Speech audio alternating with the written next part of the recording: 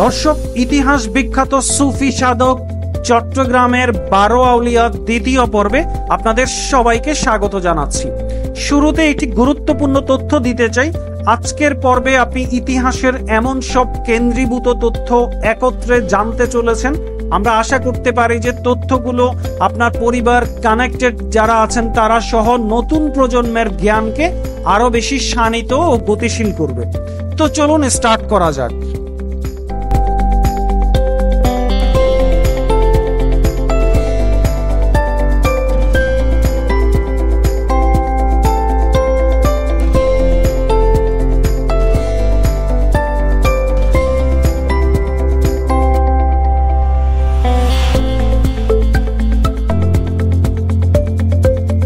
দর্শক, প্রথম পর্বে আপনারা দেখেছিলেন চট্টগ্রামের প্রকৃত 12 আউলিয়াদের তালিকা কিংবা সম্ভাব্য কোনো সূত্র পেতে আমরা গিয়েছিলাম সীতাকুণ্ডের সোনাইছড়িতে অবস্থিত ঢাকা চট্টগ্রাম মহাসড়ক সংলগ্ন 12 আউলিয়ার দরগা নামক স্থানে।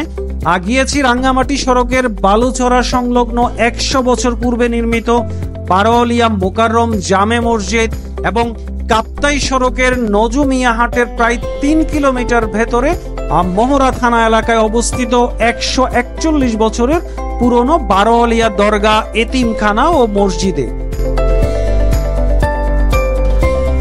ইতিপূর্বে আমরা গিয়েছিলাম চট্টগ্রামের নাসিরাবাদ বায়েজিদ এলাকায় অবস্থিত সুলতানুল আরেফিন হযরত বায়েজিদ বুস্তামি মাজার সংলগ্ন পশ্চিমে 12 আউলিয়ার আস্তানা নামক স্থানেও আমরা চষে বেরিয়েছিলাম দর্শক চট্টগ্রাম সহ আশেপাশের এলাকাসমূহে। কিন্তু দুঃখজনকভাবে দৃশ্যত মাঠ পর্যায়ে চট্টগ্রাম শহরের কোনো স্থাপনায় ইতিহাসের এই গুরুত্বপূর্ণ তথ্যগুলো আমরা খুঁজে পাইনি। এরপর আমরা গিয়েছি চট্টগ্রাম সিটি কর্পোরেশন পরিচালিত দেশের অন্যতম বৃহৎ একটি পাবলিক লাইব্রেরিতে, যেটি চট্টগ্রাম শহরের লালদিঘিতে অবস্থিত। লক্ষাধিক বইয়ের মধ্য থেকে লাইব্রেরিয়ানের সহযোগিতায় আমরা খোঁজার চেষ্টা করেছি চট্টগ্রামের 12 আউলিয়াদের নিয়ে কোনো ধরনের বই অথবা দলিল পাওয়া যায় কিনা। তন্ন তন্ন করে খুঁজে কাছাকাছি প্ল্যাটফর্মের বইগুলো থেকেও আমরা সূত্র খোঁজার চেষ্টা করেছি।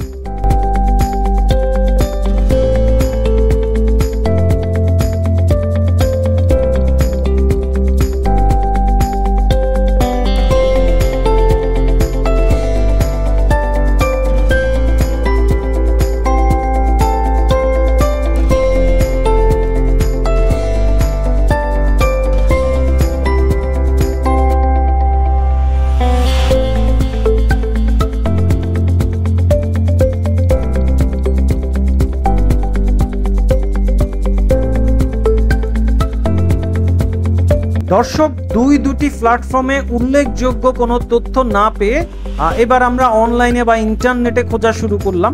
তো ইন্টারনেটে বেশ কিছু তালিকা পাওয়া গেলেও এগুলোর সপক্ষে আসলে তেমন কোনো তথ্য প্রমাণ বা সূত্র না থাকাতে, অর্থাৎ দালিলিক কোনো সূত্র না থাকাতে এগুলোকেও আমরা আসলে খুব বেশি আমলে নিতে পারছি না।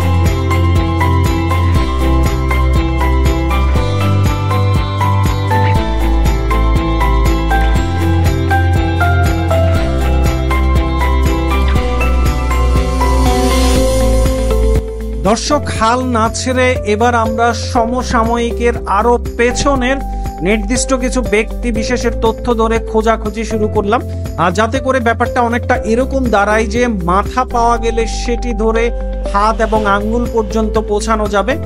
এবং শেষ পর্যন্ত আমরা এই সিদ্ধান্তে আসতে পেরেছি যে চট্টগ্রামের প্রকৃত সম্মানিত 12 আউলিয়ার তালিকায় কারা কারা রয়েছেন সেটি হয়তো সত্যের কাছাকাছি একটি তালিকা আমরা এখন প্রকাশ করতে পারবো। অনুসন্ধানের এ পর্যায়ে এসে আমরা একটি তথ্য জোরালোভাবে আপনার সাথে শেয়ার করতে চাই।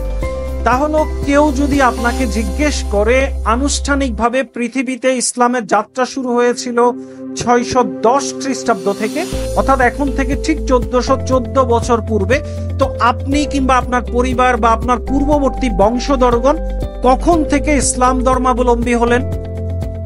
উত্তরে এক কথায় আপনার সম্ভাব্য জবাব হতে পারে 600 থেকে 728 বছর পূর্বে।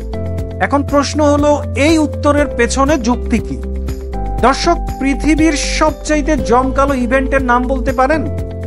আমি বলছি, বলা হয়ে থাকে ফিফা ওয়ার্ল্ড কাপ হলো পৃথিবীর সবচাইতে জমকালো অনুষ্ঠানের একটি। তো ঠিক এই অঞ্চলে ইসলামের একটি অসাধারণ সংগঠিত আয়োজনের বা সোনালী সূচনা হয়েছিল দিল্লির মসনদে, যখন ছিলেন সবচাইতে শক্তিশালী শাসক আলাউদ্দিন খিলজি। তার শাসনকাল ছিল 1296 থেকে 1316 সাল পর্যন্ত। ঠিক ওই সময় দিল্লিতে ছিলেন শেখ খাজা সৈয়দ মোহাম্মদ নিজামুদ্দিন আউলিয়া, যাকে আমরা নিজামুদ্দিন আউলিয়া নামে চিনে থাকি। এবং এক্স্যাক্টলি ঠিক ওই সময় এই উপমহাদেশে ইসলাম প্রচার ও প্রতিষ্ঠার লক্ষ্যে কম বেশি 240 জন শিষ্য নিয়ে মক্কা থেকে বাগদাদ ও ইরান হয়ে ভারতের দিল্লিতে প্রবেশ করেন এই উপমহাদেশের বিখ্যাত সুফি দরবেশ হযরত শাহজালাল রহমতুল্লাহ। ওনার পুরো নাম হলো শেখ শাহজালাল কুনিয়াত মোজাররদ, যাকে দিল্লিতে এক বিশেষ দাওয়াতের মাধ্যমে হযরত নিজামুদ্দিন আউলিয়া বিখ্যাত সেই সুরমা রঙের জালালি কবুতর উপহার দিয়েছিলেন। এবং আমরা যেই জালালি কবুতরগুলো এখন দেখতে পাই সিলেট সহ বাংলাদেশের বিভিন্ন জায়গায়, এগুলো মূলত এই জালালি কবুতরের বংশধর। দর্শক, ভাবা যায় কি চমৎকার সুপার কোয়ালিটির এই মানুষগুলো ওই সময় ইসলাম প্রচার ও প্রতিষ্ঠায় একত্রিত হয়েছিলেন। যাই হোক, ওনাদের জীবনী নিয়ে আমরা হয়তো অন্য পর্বে অন্য সময় কথা বলবো। সকল প্রকার তথ্য প্রমাণ ও দালিলিক সূত্রে আমরা বলতে পারি যে চট্টগ্রাম তথা বাংলাদেশে ইসলাম প্রচার ও প্রতিষ্ঠার সমন্বিত ও সাংগঠনিকভাবে আনুষ্ঠানিক সূচনা হয় বাংলার প্রথম স্বাধীন মুসলিম সালতানাতের প্রতিষ্ঠাতা ফখরুদ্দিন মোবারক শাহের আমলে, অর্থাৎ 1338 থেকে 1349 বা 1350 সালের মধ্যে। ইতিহাসের বিভিন্ন সূত্রে পাওয়া যায় ফখরুদ্দিন মোবারক শাহের আমলের শুরুর দিকে, অর্থাৎ 1338 বা এখন থেকে ঠিক 686 বছর পূর্বে চট্টগ্রাম ছিল মগ এবং দস্যুদের রাজত্ব। আর ওই সময় চট্টগ্রাম ছিল ত্রিপুরা রাজা প্রতাপ মানিক্যের অধীন। তো ফখরুদ্দিন মোবারক শাহ 1340 খ্রিস্টাব্দে ত্রিপুরা রাজ্য আক্রমণ করে যুদ্ধে ত্রিপুরা রাজা প্রতাপ মানিক্যকে পরাজিত করেন এবং ইতিহাসের বেশিরভাগ তথ্য অনুযায়ী খুব সম্ভবত এটি ছিল 1340 খ্রিস্টাব্দ। এবং দর্শক, চট্টগ্রাম অঞ্চলের ঠিক গুরুত্বপূর্ণ 3টি টার্নিং পয়েন্ট কিন্তু এখানেই। তার আগে আরেকটি কথা বলে রাখি, সেটি হলো কোন সূত্রে এটি বলা হয় যে মূলত হযরত বদর আউলিয়া রহমতুল্লাহ চট্টগ্রাম এসে যখন দেখেন যে এ অঞ্চলে মগ দস্যুদের উৎপাত রয়েছে, তখন ফখরুদ্দিন মোবারক শাহের সেনাপতি হযরত কদল খান গাজীর সহায়তায় ওনার আরো অন্যান্য সহচরগণ মগদেরকে পরাজিত ও বিতাড়িত করে চট্টগ্রামে আনুষ্ঠানিকভাবে মুসলিম শাসনের সূচনা করেন। দর্শক, যে টার্নিং পয়েন্টের কথা বলছিলাম, মূলত আনুষ্ঠানিকভাবে এই যুদ্ধের মধ্য দিয়ে চট্টগ্রামে মুসলিম শাসনের সূচনা হয় এবং ইতিহাসের প্রায় সব জায়গায় এই যুদ্ধে হযরত বদর আউলিয়া রহমতুল্লাহ এর নাম পাওয়া যায় এবং এই যুদ্ধে হযরত বদর আউলিয়া রহমতুল্লাহকে সর্বাত্মকভাবে সহযোগিতা করেন সেনাপতি হযরত কদল খান গাজী এবং এছাড়া ওনার বহু সংখ্যক সুফি দরবেশ অনুসারীরা সক্রিয়ভাবে এই যুদ্ধে অংশগ্রহণ করেন।